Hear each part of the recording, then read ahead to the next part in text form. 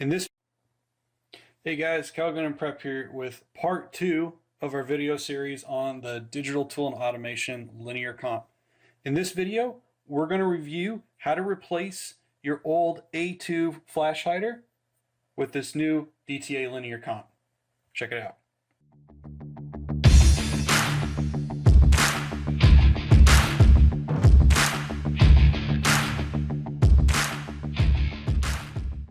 Alright, so now that we've covered the comp itself and some of the features about it, now what we're going to do is we're going to go over how to actually remove the A2 flash hider and then how to install this linear comp.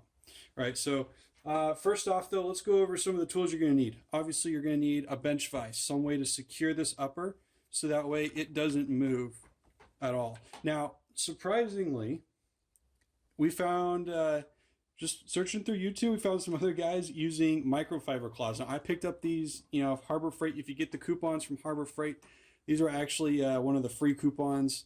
Won it from one of the mailers they sent me. So these microfiber claws were actually free. They're a little small. That's why you see two of them in there. Just double wrap the barrel. But as you can see, I can't move this barrel. It is stuck in that vise, which is perfect. It's exactly what we want. You're going to need a 3/4 inch open-ended wrench, right? Box end will not fit over the end of the A2, so you can't use a socket. You've got to use the open-end wrench. It just fits right on there on the flats. If you want to put some tape around this, because I don't know, maybe you want to sell it or you want to keep it put back on at a later date or whatever. I don't know. You can go ahead and throw some painter's tape on there. Me, I don't really care about it. I'm just gonna take it straight off. Blue painter's tape. This is essential. As you can see, I completely wrapped my entire comp in it, just because it doesn't look like I'm going to run into any issues, but better safe than sorry. So I just wrapped the whole thing in tape just to keep it protected. You will need a torque wrench. You can get them on sale about $10 at Harbor Freight. I've set this one to about 30 foot-pounds of torque, just because it is a cheap torque wrench. It's not going to be exactly precise, and I'd rather it be just a hair under torqued than over torqued. And then obviously you're going to need a socket. So I actually happen to have a 15/16 inch socket, so that's what I'm using. But again, if you throw an extra layer or two of tape on there, you can definitely bulk that up, make it go to a full 1 inch. If you have a 1 inch. If you don't have a socket or you don't have a torque wrench, again, you can use an open end or a box end wrench. If you've got one, number 1 or a 15/16 inch wrench, that'll work. You're just not going to be able to get the torque specific. So just don't use full strength. Get it hand tight, and then just give it make it snug. But all right, so first things first, we got to remove this A2 flash hider. What I'm going to do is I'm just going to give it a little tug there. I'm just going to break it loose. And once I break it free, all I got to do is just unscrew it with my hand. And then you got this crush washer here. That's got to come off too. And we'll just set those aside because we don't need them anymore. And that's all you need the 3/4 inch wrench for. So once you've got the A2 flash hider off, you don't need your 3/4 inch wrench anymore. All right, now what I'm going to do is I'm just going to wipe off the barrel threads just for good measure. Doesn't look like there's anything on there, but clean it off just to be safe.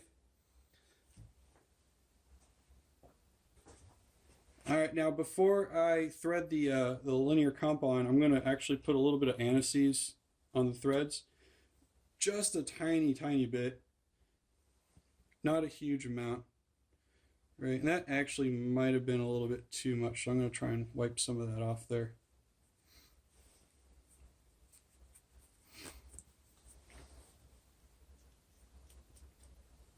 And then I'm just going to start it by hand, obviously.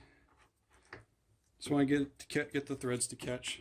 And then I'm just going to screw it on by hand all the way until I get to the very end of the barrel shoulder there. And I'm just going to hand tighten this thing. Doesn't have to be tight, just snug. And we're going to use the torque wrench to finish it off here. So I'm just going to, again, I've set my torque wrench to 30 pounds, 30 foot-pounds.